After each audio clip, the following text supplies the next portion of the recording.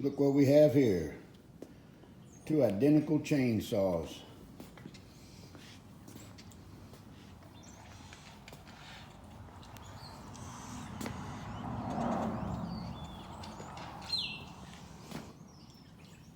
The story on these saws, I bought them from my brother who bought a tree service company and all their equipment. I had one big old tree I needed to cut, so I bought this saw. It was of questionable integrity, so I bought another saw he had there that was very similar to it, but it was in a box in some pieces. Had the rope, pull rope hanging out of it. Clutch cover was off. So I went ahead and bought both of them in case I needed to combine them to make one working chainsaw. The one with the chain bar on it, I just sold. In fact, it's probably on the UPS truck right now. But I pulled this other one off the shelf to see what kind of shape it was in. Put it back together, fixed the spring on the pull rope, blew it out, cleaned it up, put some fuel in it, and dang if it didn't fire right up too.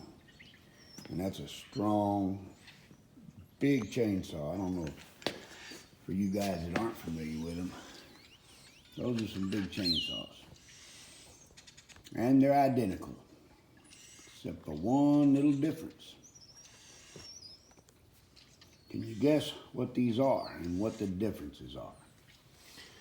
This, an 066, probably mid to late 90s model. 92 cc.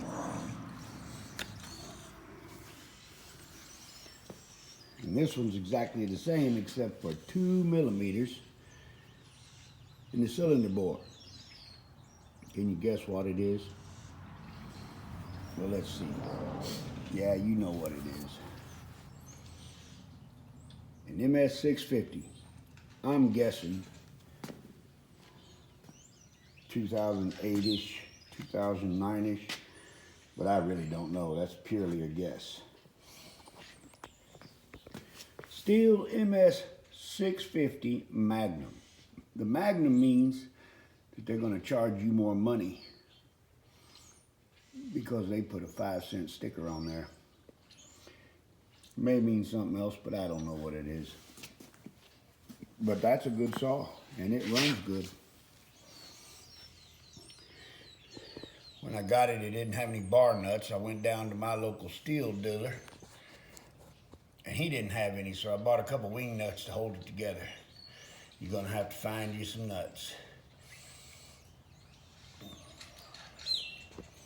But that saw's in pretty dang good shape. It's a real screamer.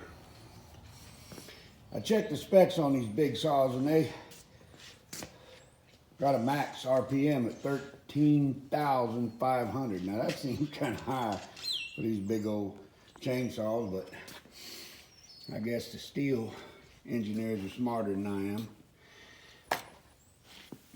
And I always run my chainsaws heavy on oil anyways. Let's get a look at this tag. I run 40-to-1 mix, probably closer to 35-to-1 because whenever there's a question, I go a little heavier on the oil. Spill a little more in there, not gonna hurt a thing. When I get into racing chainsaws, maybe I'll go to 50-to-1.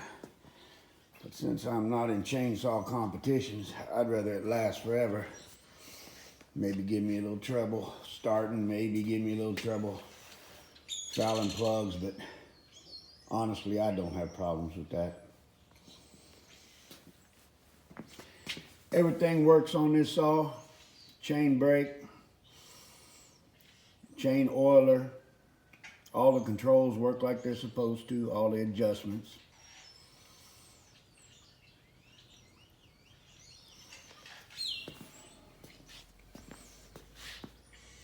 It's got the decompression valve or the compression relief. I know a lot of guys delete that because they're manly enough to pull these saws without it. But it ain't just about being manly, it's about saving on that recoil starter and that rope.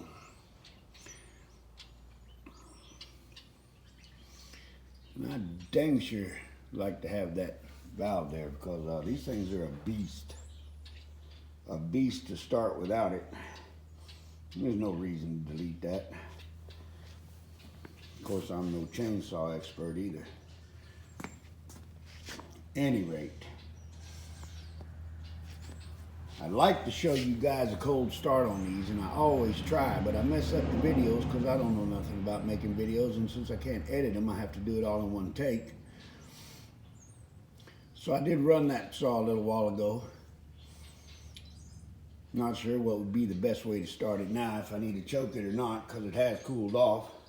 But it hadn't been that long, so I'm just going to set it on and run and pull on it. And if I don't forget the compression release, I may not flip it. Give me just a second here, bear with me. Like I said, I don't know nothing about making videos, and I can't edit them, so you're just going to have to see it in its entirety. Alright, let's see if that thing will fire up for us. Like I said, I run it a little while ago. Don't forget that compression release. And we're going to see if it won't just fire on the run. I'm going to guess it's going to want to be choked a little. So we're going to choke it halfway and see what happens.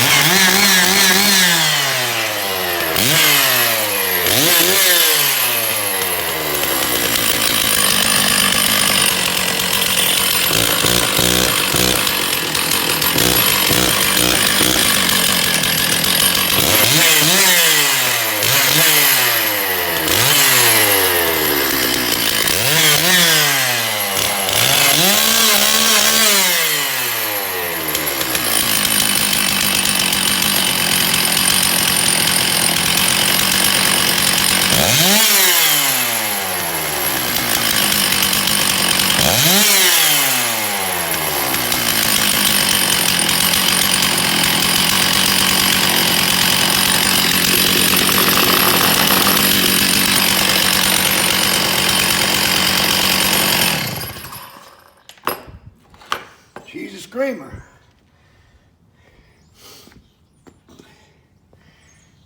Only bar I had was a Roll-O-Matic, Stihl Roll-O-Matic 16-incher. And I ain't gonna disrespect that big old saw with a 16-inch blade, so it's going just a power head. Let me see if I can get this off here without killing it like I did last time, which is why I had to do it again.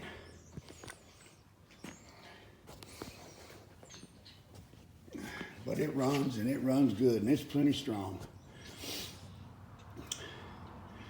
They say that them 7 cc's difference makes a half horsepower difference.